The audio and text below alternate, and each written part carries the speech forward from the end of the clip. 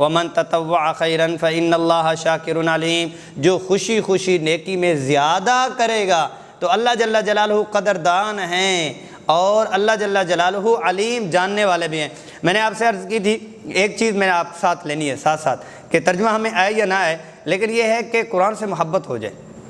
کلام اللہ سے محبت ہو جائے، بس ہمارا مقصد، زندگی کا مقصد بھی پورا ہو جائے گا، یہ رات کا جاگنا بھی ہو جائے، اللہ مجھے بھی نصیب فرما دے ایک ایک لفظ کے اوپر۔ اب یہ کہ فَإِنَّ اللَّهَ شَاكِرٌ عَلِيمٌ، تطوع کہتے ہیں، یہ جو بیٹھے ہوتے ہیں نا مسجد نبوی کے سامنے، وہ عرب کو کہتے ہیں مطوع، ھذا مطوع، نیک کہتے ہیں جس کو ہم صوفی کہتے ہیں نا، اور یعنی کہ نیکیوں میں زیادہ بڑھنے والا اور نیکوکار کام کرنے والا، یعنی جو زیادہ کوئی کرے گا فَإِنَّ اللَّهَ شَاكِرٌ عَلِيمٌ۔ کوئی بندہ ہوتا ہے وہ کہتا ہے کہ سر مجھے آپ ہیلپ کریں گے میری،